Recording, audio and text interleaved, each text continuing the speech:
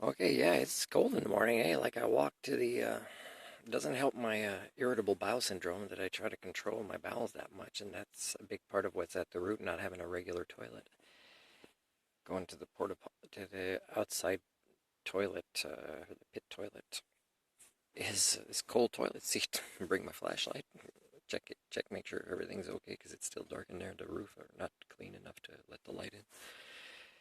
And that's fine. It's getting colder. Now, there's a chance I might get a cottage here, but for that, I think I'd have to be a part of, you know, victimizing myself by participating in a unhealthy community without talking about it.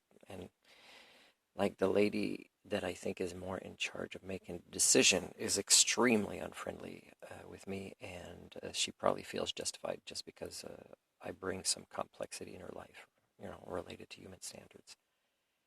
And I try not to, and I try to minimize my interactions with people I know are like that. But let's say, I asked her today, let's say if I decide to ask her, hey, what's the chances that I will get a cottage? And she'll say, well, it's still busy now. There's still people renting, maximizing profit. She doesn't understand basic math that if she gets somebody in there that's steady right now and treats them well, that reduces her stress, and that's better than taking chances and maybe ending up with less renting time on her cottage. And that's basic math that's related to her unfriendliness that she wouldn't get, right?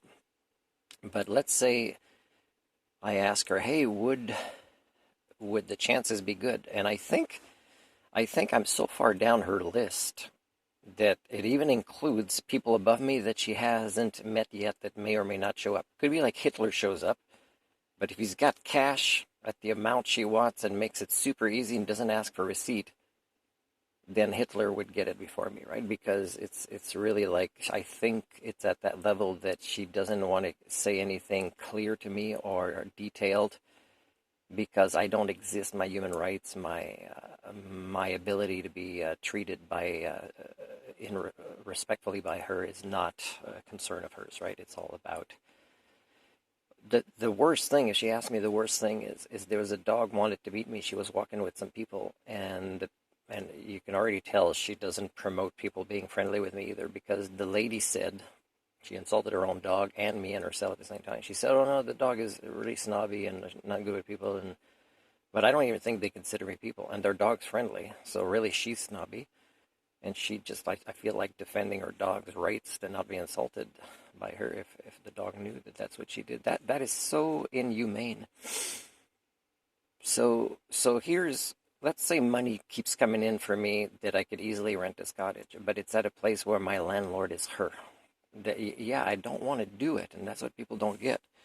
I don't want to, when you don't have a lot of money and you don't move a lot of it around, it's pretty upsetting to give it to people who are like that with you and who let's say there's a lesson for them to learn about their lack of humanity, and I talk about it. I say, well, I have to say that I've been looking for other places, and I'd rather risk more cold or getting sick than giving you money that I have, because at this point it's not like one decision you made to be snobby or extremely unfriendly with me. It's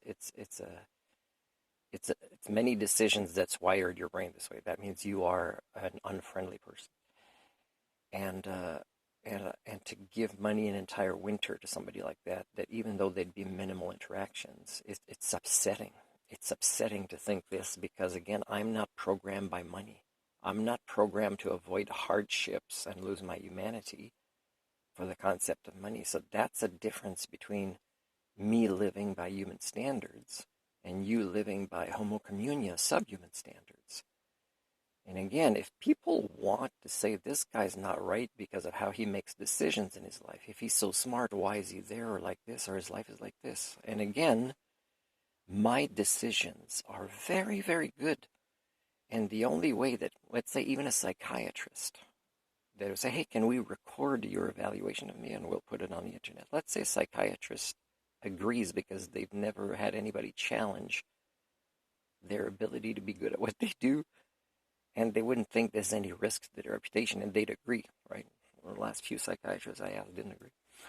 And and then it would eventually come to the point that do you know that you haven't spent enough time to understand why I've made that decision? Please continue and we'll keep recording. And when they realize, when I see in their eyes that they start realizing that's a good decision for me based on my ethics, values, and morals that you even agree with, but because my decision is so different than what you would do and how you make your decisions, is you evaluate me for being wrong, for making a decision that's good for me, because it doesn't fit what naturally would be a decision for you. So it's still an example of an inability to reference the outside world, and that's most certainly with counselors, doctors, psychiatrists, mental health workers, educators, counselors of any kind. And it is a growing phenomenon that if you don't spend enough time to understand why somebody makes their choices and why that's good for them, and by the way, choices are not made about whether the bank account goes up and down. That's not how a human with sentience and sapience makes choices.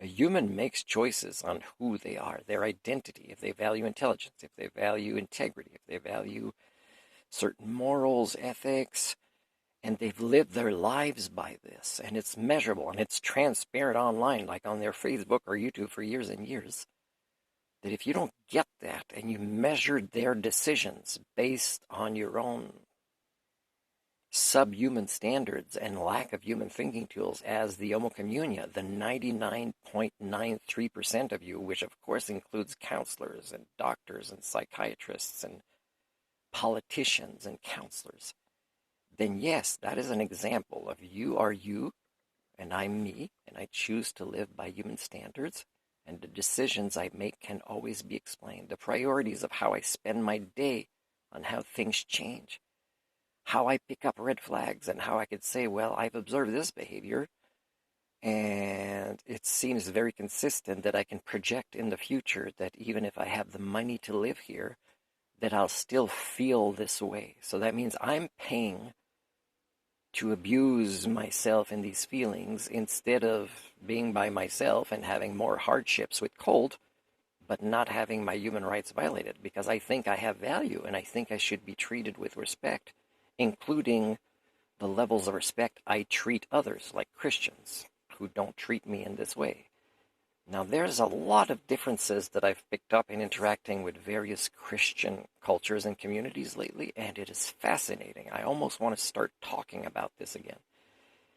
And, but again, for me, that's like when I was in my 20s. The debate about religion is, for me, it's become infantile, except that it will have to be. It will have to be discussed again because it is a phenomenon that is growing as my theory predicted, and I want to talk about later on how my theory can be explaining the differences between, let's say, different Christians communities and how they live their lives, how they meet, what they do when they meet, and the different personality patterns or levels of altruism or community mindedness or selfishness or self-centeredness that they have in these different ones, and how they gather together based on this, not really based on understanding the concept of fate in the same way, for example.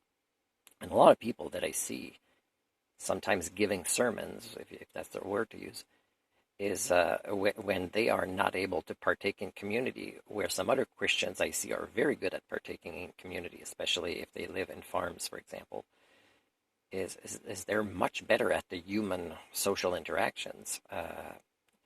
While the ones that just go to a church once a week, let's say, are very much lacking in the ability to reference others and partake in community and be driven to personal development, for example.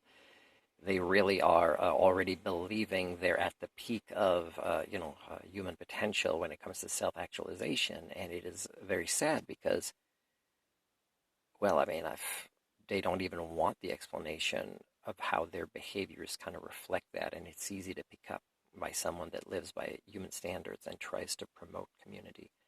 So again, when I go to a church, I'm not religious. I'm looking for a sense of community and to engage in social interactions of quality. And I'm telling you, it is, and again, I'm not attacking specifically Christians. My theory explains that this is common even in humanists, or atheists. They are affected by this way also, and it has different flavors as well with variations. But I tell you, they are not less toxic in what can make us human than Christians are, for example, or other religions.